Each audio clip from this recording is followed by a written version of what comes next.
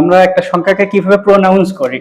আমরা যদি একটা সংখ্যাকে লিখি তাহলে সেটাকে আমরা কিভাবে কিভাবে উচ্চারণ করি। আমরা কি বলি 55.57। কেন এটাকে আমরা কেন 57 বলি না, কেন 57 বলি না, কেন 57 বলি না, 55.57 কেন বলি না, কেন 55.57 বলি?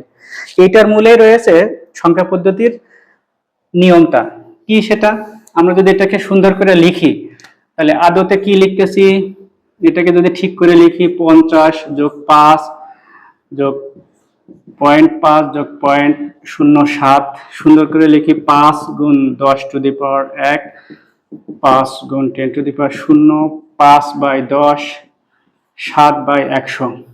তাহলে আমরা যদি সুন্দর করে বলি তাহলে এইটা কিন্তু 5 না, বরং 5/10, 5/10, আর এইটা 5/1, তাহলে 5।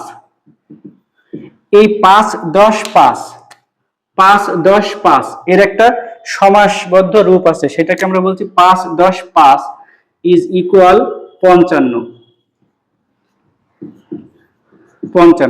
আর এইটার যদি সঠিক পরিচয় বলি তাহলে কি হবে, 10 ভাগের 5 ভাগ, তাহলে আসতেছে 5 দশমাংশ।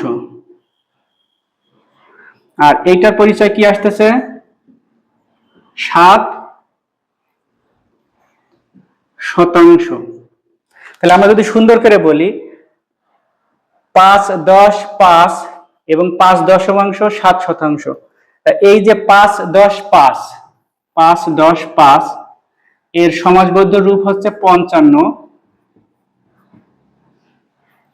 কিন্তু 5.7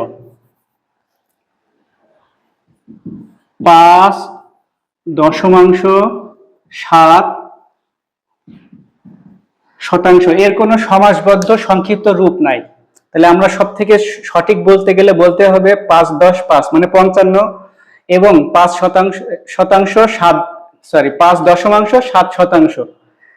এটা বলতে হবে। অথবা আমরা এত বেশি মানে কষ্ট না করে আমরা এইভাবে আলাদা করে বলি ঝুঁকি মুক্ত, যে 55 এরপরে দশমিক শুরু হলো, তারপরে 5, তারপরে 7, 55.57। কিন্তু এটাকে 57 বলা যাবে না, কারণ এটা 5/10/7 না, বরং 5.7 যেহেতু এটা আমরা আলাদা করে বলতে চাচ্ছি না, লার্জ কষ্ট হয়ে যাচ্ছে, সেই কারণে আমরা দশমিকের পরে আলাদা আলাদা করে প্রোনাউন্স করি। আমরা বলে থাকি 55.57। বোঝা গেছে?